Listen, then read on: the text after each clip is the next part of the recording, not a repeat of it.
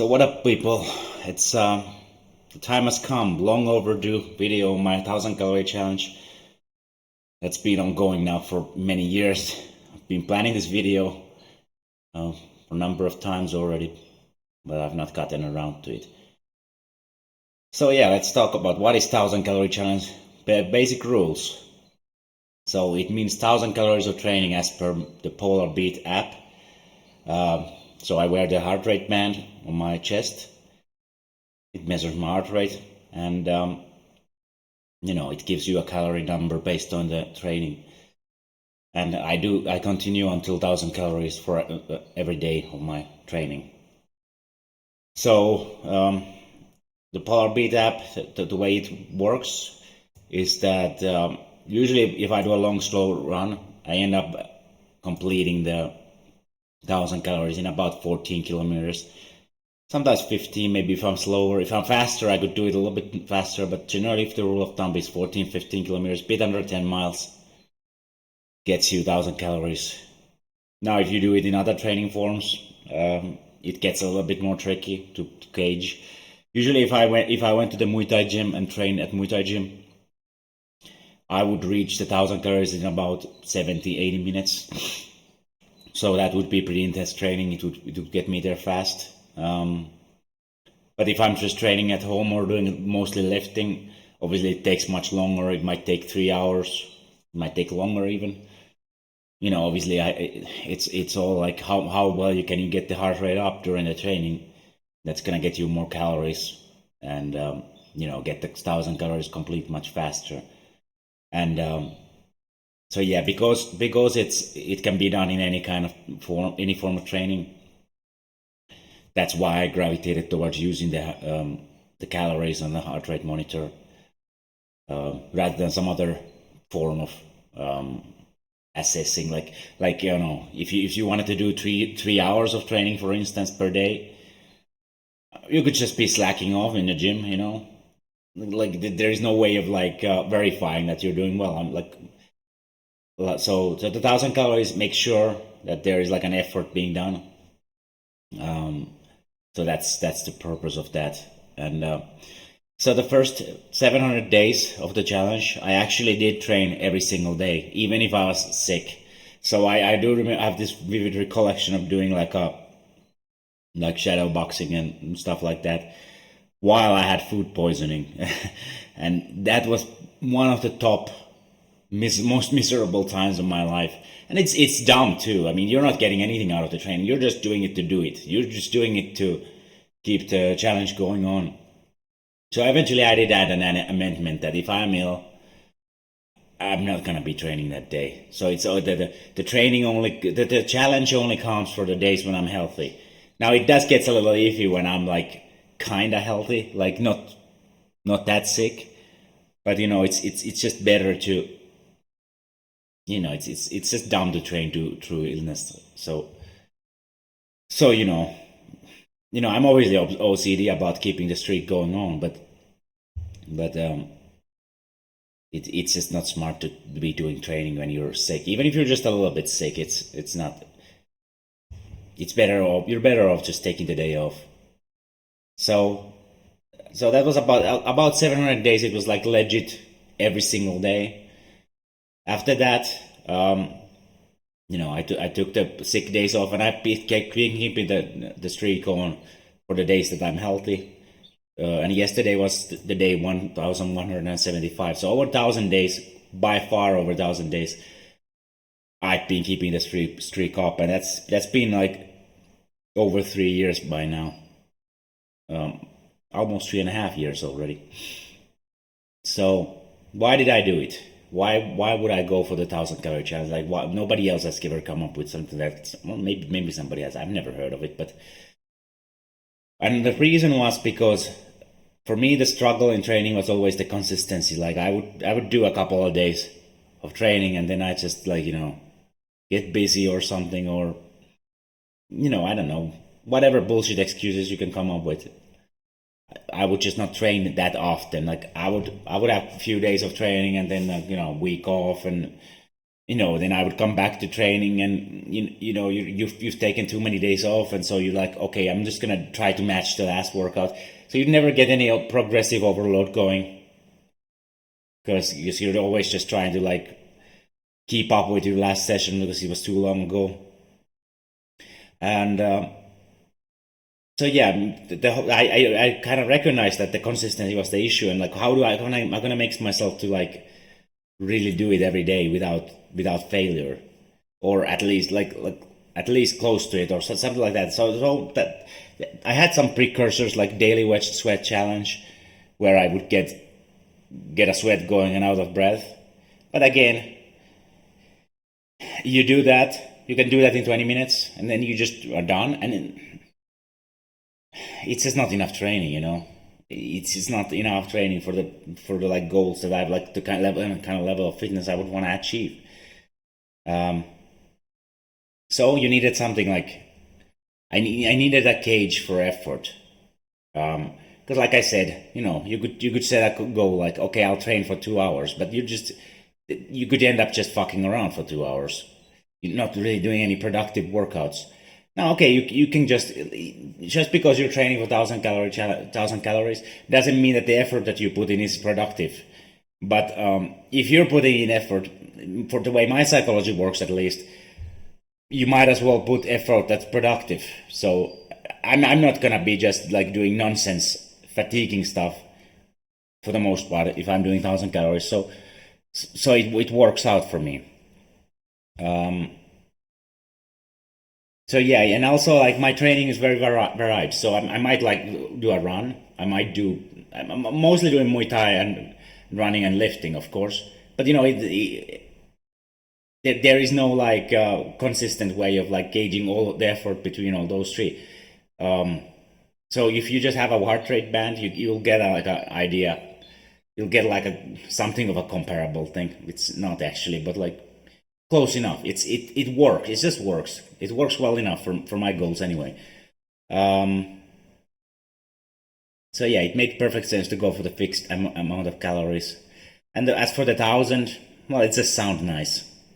And in hindsight, maybe something like 700 would work better because you have to do it every day. But 700 calorie challenge doesn't sound as nice as 1,000 calorie challenge. So kind of arbitrary, but that's where we ended up with the 1,000 calorie numbers. So a question I get a lot is like, isn't that not a lot of training? Like, isn't it like, because and it is too much. Like if you're just a normie, like you're out of shape and you just decide to start doing 1,000 calories every day, unless the way you're tracking the calories is completely overshoots the calories. Like I think what's that phone called, the Apple phone, the Apple Watch. I think that gives you a lot of calories for like very little effort. So maybe you could do a 1,000 calorie challenge with that, without straining yourself too much. But I think for most normal people, if you're out of shape, going straight from 0 to 1,000 calories and doing it every day, that's gonna be too much effort for you.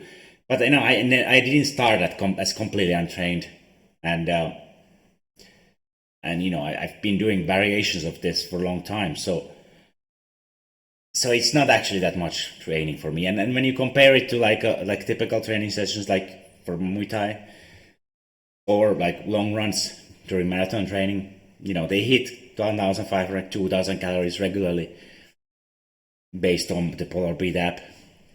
So for the higher end days, 1,000 calories is actually very low. For the bottom, for the for the easier days, that's when it gets tough because you never get a full day off in this kind of challenge. And even for straight up recovery training, 1,000 calories is kind of a lot. So yeah, it is kind of a lot in that sense. But and also if you were to try to get 1,000 calories in with just weightlifting, you're gonna be in the gym for a while. That's I can tell you that. Now I can do pull days. I think without it taking forever, because I can get the heart rate up and do sets frequently enough that that the heart rate stays high pretty consistently. But it's still like a long. You're gonna be there for a long haul, so it is kind of a lot. But again, if I've been able to do this for almost 1,200 days now, it's obviously not like way too much that it's impossible.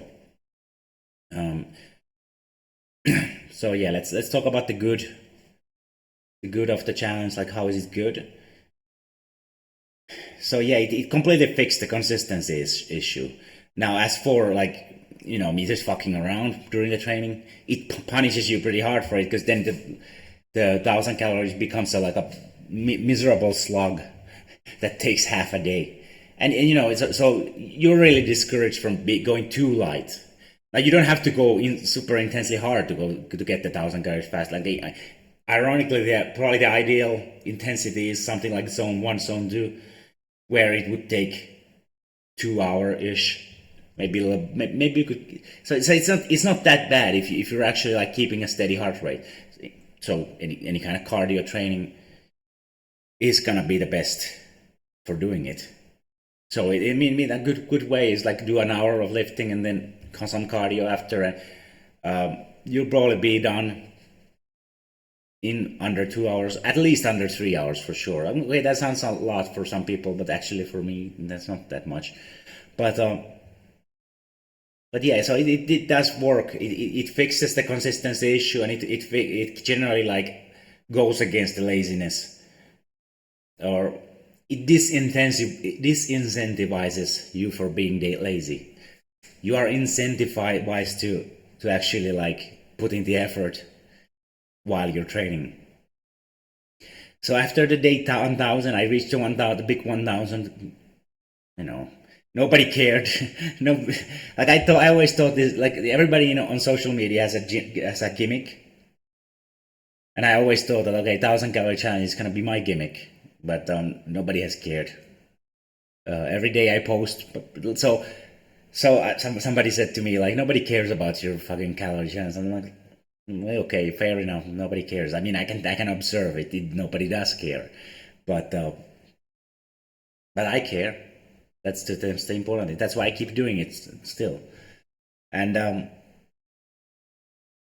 so yeah, I mean, I considered adding another amendment for, like, okay, because I felt like, okay, this training kind of works, but there's some days come that where, like, okay, we really would need a day off today. Like being able to rest through the day would actually like change my life. That's how it feels. And I've read about some athletes that they consider like the rest day, a couple of weeks, like, is the ideal. So I really considered that. But the day came. Okay, I'm gonna take the day off today, and I'm like, it's like late at night already, and I'm like, okay, yeah, am I really gonna do this? Am I really gonna, like, after over 1,000 days, I'm just not gonna train, even though I feel fine. So I ended up just doing the training in the end. Like, I psychologically can't not do it anymore. I'm basically at that point where I'm like as long as I'm healthy, I'm gonna be training, because that's what I've been doing, and I want to see how far I can rack up the number. So yeah, the challenge encourages, like I said, zone 1, zone 2 is probably the ideal intensity level. So you don't strain yourself a ton, but you get the calories in, and you'll get good stimulus from the training too, for, like, at least for cardiovascular outcomes. So there's never been any threat during the challenge that I would be out of shape. Like, I never get out of shape anymore. Even if I'm not doing intense cardio training, I'm still always somewhat conditioned. Obviously I'm not at the peak, like, when I put like 12 weeks of hard cardio in. Obviously I'm gonna reach a completely different level, but I'm not completely out of shape when I'm off season. So, like, for instance, like, a few months ago, I went to a boxing gym, and I was out of shape, to be clear, for boxing, and I was bulked up, so I was heavy for the for the sport. Like for me, boxing, I should be 75 kilos ideally, and I was about 80, maybe a little over. So they put me to spar this small guy, youth champion here, national champion here in the youth level. And I mean, he beat me up. No, don't be wrong. Don't get me wrong. Like for 3 rounds, I got beat up, but we were exchanging with moderate sprays, and I'm used to like early on when I sparred, like it would be like, and I'm sure everybody who has sparred like knows how it is. Like especially if you're out of shape, you're gonna be like super gassed in like second minute of the first round already. But I sparred full 3 rounds, and at the end of third round, I'm like, I could have gone harder. I had more in the tank. I kind of regretted that I didn't like push the pace a little bit more because you should be a little bit tired. But so it's like I basically came off the couch. Obviously, I've been training, but not doing the real boxing kind of conditioning training, and I still could do realistic training and not gas at all. Like I'd still hang with a guy who's like much higher level skill wise and conditioning wise, and no, obviously I was a bigger guy, so it doesn't gas me so much, but still, I mean it's not like it's not nothing. It still shows that the conditioning has stayed at a reasonably high level.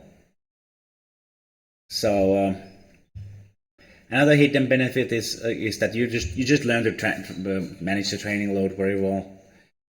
You learn to understand what is overtraining and what is like, and you find out that you can train actually quite a bit without like getting overtrained or gassing out or anything like that. So yeah, you have very good understanding of the body's capabilities of like how much training load can you withstand. Now the bad thing is that it does discourage you to an extent to really going hard at training. Like I'm not saying that I can never train maximal training. I obviously do. I obviously do maxes on like lifts. I obviously do maximum heart rate training sometimes for cardio, but I don't do those methods often, and I use them very sparingly.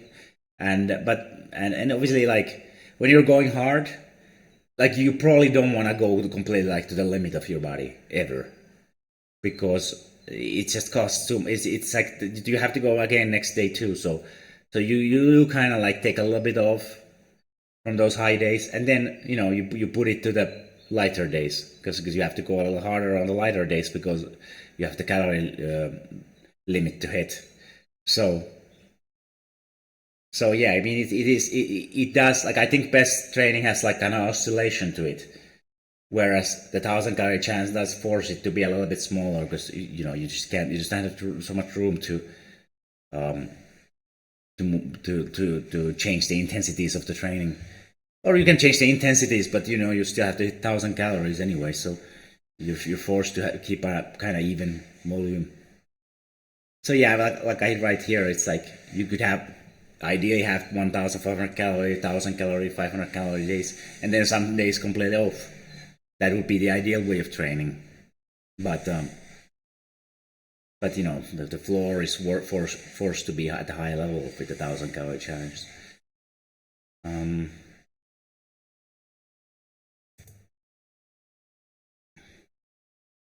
All right, so would I recommend this to people? No, I wouldn't recommend it to everyone. I already addressed the problems that it has, and this is something that's tailored for my psychologist, tailored for the way my mental illnesses just happen to work. So it's not something that I would like I would never like prescribe this to a guy who comes to me for a training. I think ideal training program for like somebody who trains to similar goals like as me would probably be a 6-day week of training and then like Sundays off or something like that. And just train hard during those 6 days, not try to hit a fixed limit of calories. But again, if you're training with a coach, then the training is gonna be proper intensity anyway. It's gonna be proper volume. Like everything is gonna be monitored anyway by an external guy, like another guy. Whereas I'm, obviously a lot of my 1,000 calorie day training is at home, so I had no external like cues for anything. So, and I have a tendency to be lazy by myself, so I had to like address that somehow, and so I mean this is just a challenge for my psychology. It's not supposed to be replicated by other people unless you just happen to have the same kind of mental problems as me. So yeah, I mean, consistency was always my big limiting factor, and I was also observed like other stuff like writing. I would put streaks together, 1,000 word streaks or something like that, and that would work for me very well in other endeavors. So I would do it in this. I would apply it to the training, and it has worked so far. So now that we've talked extensively about the training and the problems, about the challenge and the problems with it, and all of that stuff, let's talk about like what actually happened then. So it built off of the earlier challenges like daily sweat. Actually, originally it's called the 1,000 calorie challenge. Just or I called them conqueror challenges, like daily sweat and 1,000 calorie challenge. So I'm like, in my mind at the time I was like, okay, if the 1,000 calorie challenge fails, the daily sweat can keep going. But in practice, there never became a time where I would get sweaty and out of breath and like get the workout started and then not complete 1,000 calories. Like that would never happen in practice. So yeah, the daily sweats were not enough to get me very far with the fitness. Though I don't know, maybe it would have worked if I was more consistent. The first iteration of the 1,000 calorie challenge started already in 2018, before my first fight, and I did that up until my first fight, and after it I kept going with it. But then I got a dengue fever, and I was bedridden for over a month, and yeah, at the time it didn't occur to me to add any like sickness amendments to the challenge. So for me, it's like, okay, I couldn't train, so the challenge is over. So it lasted over 500 days, so it was pretty substantial, like test run, if you can call it that. So I knew it worked to an extent at the time already. So I lost my training habit. I got completely out of shape in the meantime, and I started to build back up. And then the gyms closed up for the 2020, and that derailed me again. And I got fat and out of shape, which I was fat in the start of the first challenge too. So in February 14th, the current iteration started. So I'm gonna show you here, day 1 to 600. There you go. This is the first day. So I got it done in 2.5 hours. This is my Instagram. You can go check it out if you want to see more of my training stuff. But yeah, this is actually like shows like I did 4 kilometers running, got it done in about a bit under 3 hours, and pretty steady. Like it's actually a pretty good example. I also have another example here of my trainings. This was from last year. I don't know. I just picked one. Looks like I got a pretty high heart rate going. There's no distance recorded, so I don't know what I was doing here, but yeah, another about 3 hours. I think I consider 3 hours like the good. It's like as long as I get it under 3 hours done, then the training session was at least reasonably good. Obviously, it goes often like over 3 hours because I am still sometimes lazy, but yeah, let's check it out. Like let's check it out the training results and like what happened. And to get more context, we need to talk about my fitness before all the challenges too. So when I was 2015 and before, I was always a skinny guy. I was like a soccer player, Not a lot of natural appetite, so my natural appetite sucked. I wouldn't eat a lot of protein. I wouldn't eat a lot of calories in general. So I was always skinny. Um, that's all changed when I moved to Bangkok. Um, so I became more sedentary. My lifestyle became more sedentary. I didn't exercise as much. I didn't play soccer every day like I used to. And then you have a lot of food access, like delicious food access in Bangkok. So, but by the time I had lived in Thailand for a few months, I had already gotten quite fat. And I mean, having a good, I'm happy of it, obviously, but like very chubby already. Um, Here is another picture. It doesn't show my body, but you can see how fat my face is. Um, and So yeah, this challenge starts at 20. The original challenge starts at 2018, and then in March 2019, which would be about 7 months into the challenge, I have my first and thus far only fight. And I got down to 73 kilos from the 90 kilos of the pictures, so that's 17 kilos of weight loss, roughly speaking. I don't have much muscle to speak of here. I always figured that okay, as long like I got big legs from playing soccer, so I don't need to do like specific weight training to get muscles. If I just hit a lot of back, I'll gain muscles to my upper body. That was my logic, but it didn't really turn out that way. There's just fight training by itself did not build me a lot of upper body musculature. I'm not saying I have nothing, but I don't have a lot for sure. So, I'm very skinny. Not much musculature going on, and I didn't even have clear abs. Even though I went down to 73 kilos, that time I didn't have like very clear abdominals showing either. So I don't know. Maybe they would be showing in a better light. Maybe the light here just sucks. But either way, not that great. Not that great. And so this is the start of the new challenge. So I was fat already in 2021.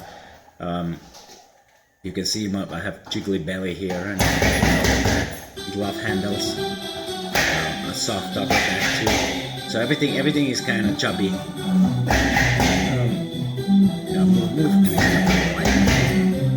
to being such a fat guy, but I didn't have a good back setup at the time, so I just hung the back on the wall. Hung the back, leaned it down the wall. Upside down too, and then I worked the back at the time at that home. So yeah, the challenge. So this is 3 months into the second iteration of the challenge, and I have already lost quite a bit of weight, and I was very proud of this picture actually for the longest time, even though still not a ton of muscle, but my abs are showing. So I was like very proud of this picture. Like, damn, my abs are like so visible here. Like that's. I was so proud of myself at the time. This is the first time in my entire life, bro, that I felt somewhat fit. In a complete sense. Not just that I'm fight conditioned, but I've gained some strength, some muscle.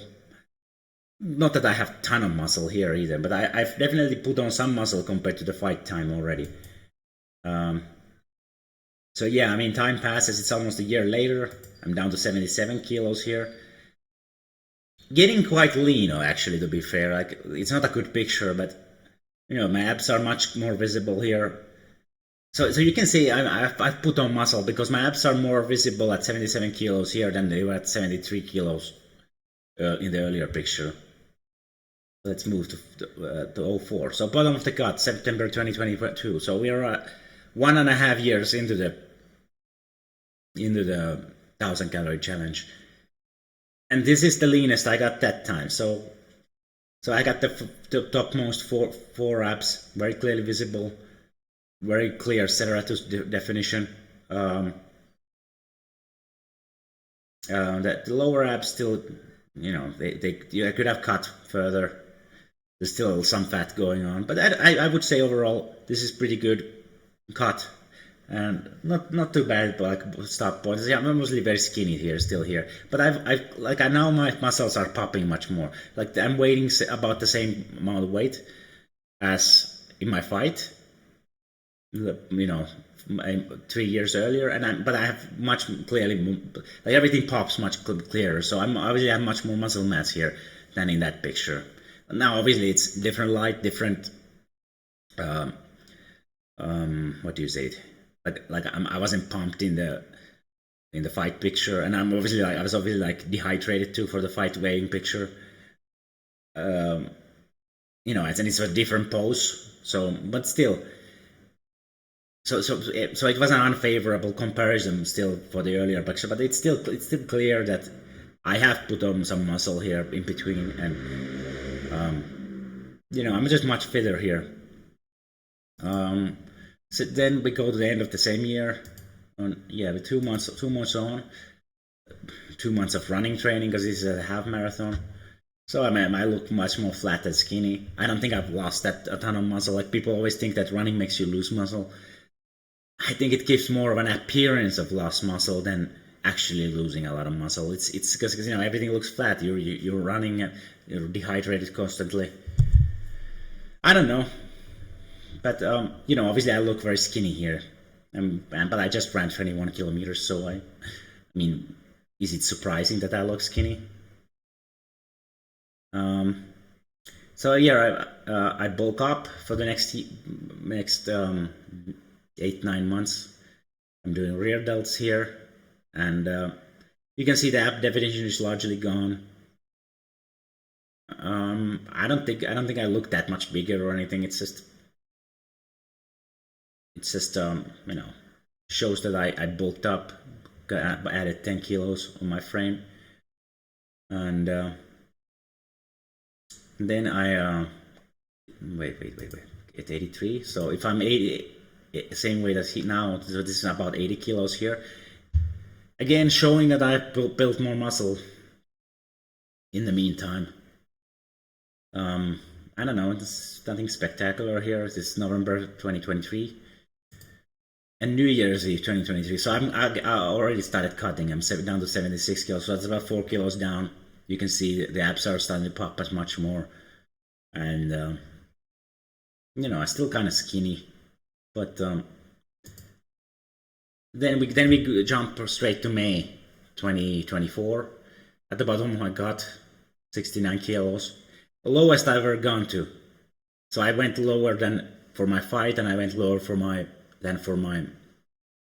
the previous cut end. I wanted to see how low I can go, and actually I could have probably gone even still a little lower. I am very lean and grainy here, but I still think I could have gone a little bit further down. Like my energy levels had dropped a little bit, but I couldn't really tell it that much at the time. And my workouts were still kind of okay, but I wasn't having awful workouts yet. Now you might say like, oh, you do want to go to, you want to have awful workouts? Like maybe not, but I kind of want to find the limit. Now, but my psychologically I was at my limit because I was like just tired of being hungry all the time. Like you'd eat that big meal, and then you're like still so hungry afterwards. It's a miserable thing. So I ended up not going any further. But this is like you can see my ab vein. It only disappears a little bit here. So there's a little bit of fat still left here. But aside that, there's not a lot of fat left. Like I'm not quite bodybuilder that's like stage ready. But I'm very lean. I don't know. I always estimated this to be 7 to 8% single digits. I don't know if it is actually, or if that would be much leaner still, but it has to be in the ballpark for sure. Another picture from the same time, different lights. I do have a little bit of a death face going on, but I mean, as far as my face goes, like this is probably the best it was. Like I look much more like, I don't know, like death on my face in my other pictures. So it's like my problem always is like even now with bulk, like my face doesn't look like I'm at my healthiest body weight.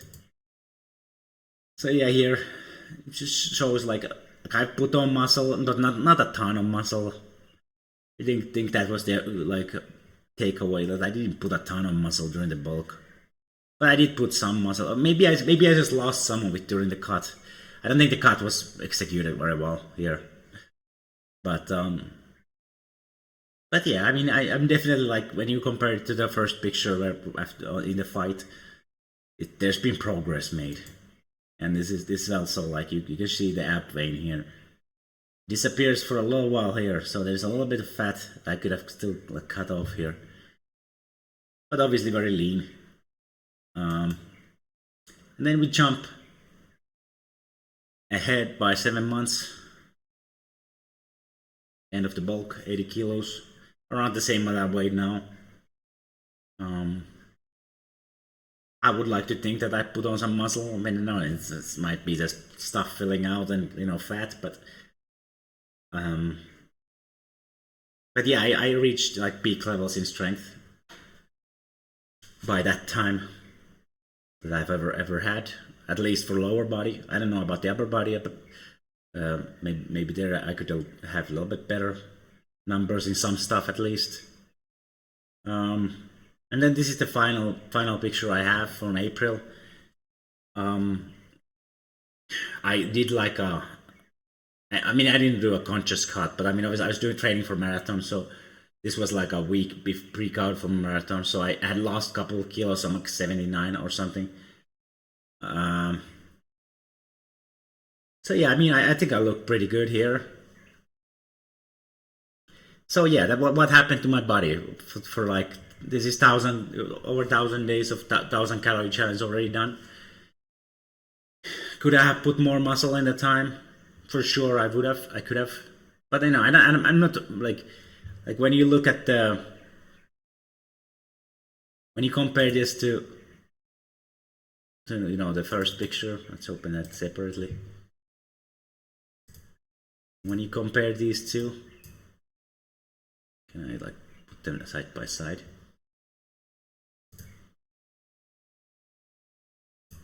Is the way you compare these two, like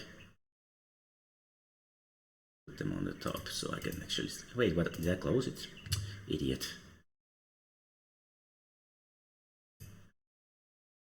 So when you put them side by side here, like you can clearly see that gains have been made in the 5-6 years that it's been going. Obviously, maybe for 6 years this is not such impressive gains, but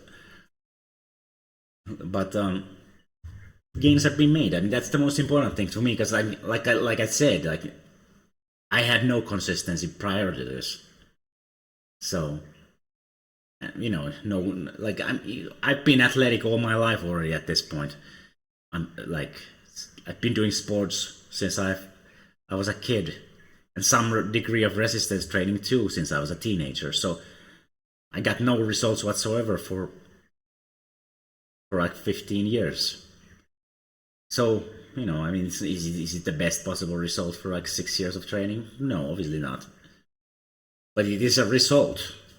There's gains being made, and I'm not only am I much more muscular, but I'm much more conditioned too. Like I completely shit on my conditioning results from at any point, because I've always had a good cardio, but my cardio right now is way better than it ever was when I was young. So I'm 37 years old. Like how much or response can I expect from training? I don't know. There are some old guys who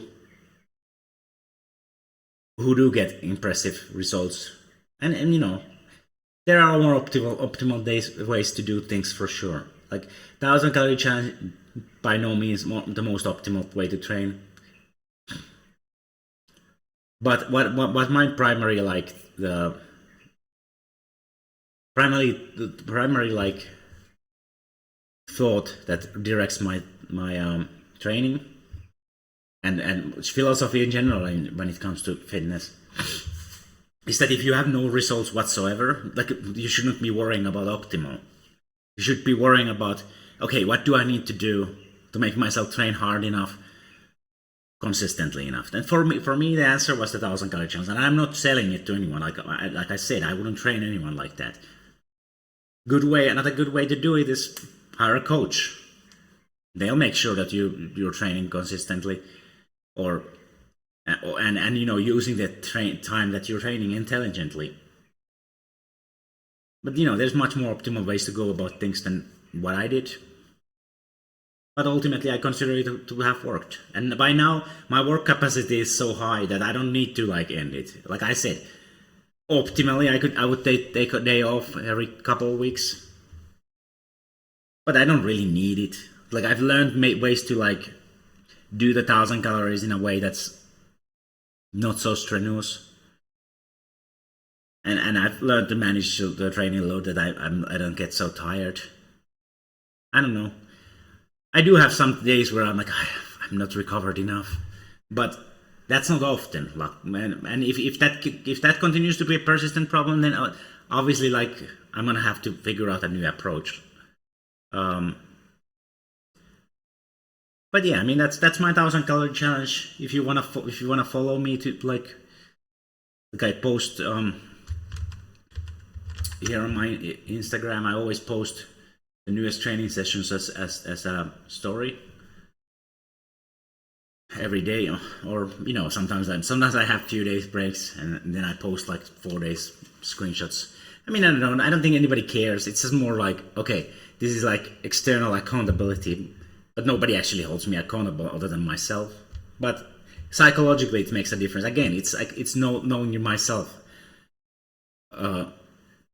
So I did a lot of things like this before, where I would have accountability on like I used to have a small forum, and I would do stuff there, like some sort of challenges where I would post every day to be accountable for something. And again, hardly anyone would notice or care, but it would help me stay accountable, and gave me the idea that people are watching what I'm doing, even if it's completely illusion. Like nobody's watching my account, but it gives you the illusion, like, okay, if I fail, not only fail for myself, but I fail publicly too. I don't know. Like I said, like I've said like 17 times by now, it works for my psychology. Even if it's not real, it still gives you that. It gives you that psychological like leverage to get over whatever bumps and excuses you would have otherwise. So yeah, I mean, I've been blathering here for 42 minutes about the challenge.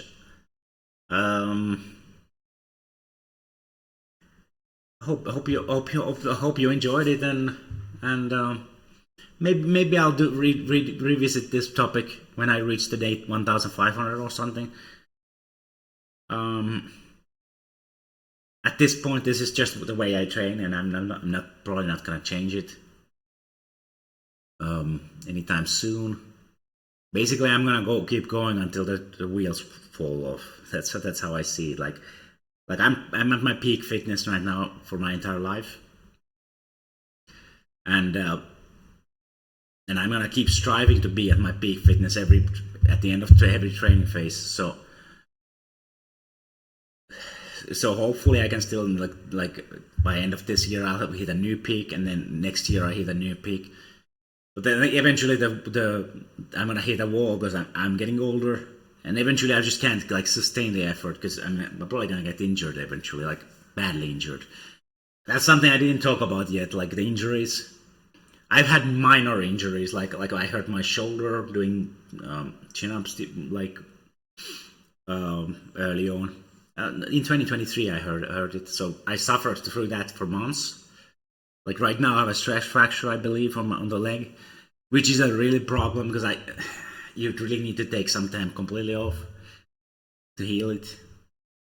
But I mean, I don't know. Maybe I could figure out some sort of hands-only cardio where I don't stand, but I don't know. If you have some ideas, maybe you can drop it in the comments.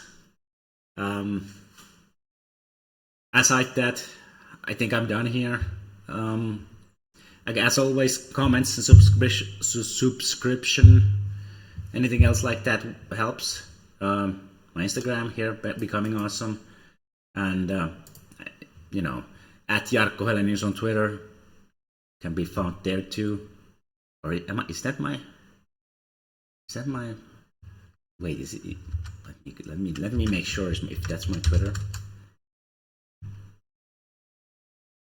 Oh yeah, it's called X now. Yeah, @Jarkko, yes. So yeah, those are the primary social medias I use. So yeah, let me know what you thought about the video, what you think about the challenge. Any positive notes, negative notes. And I'm gonna be seeing you next time.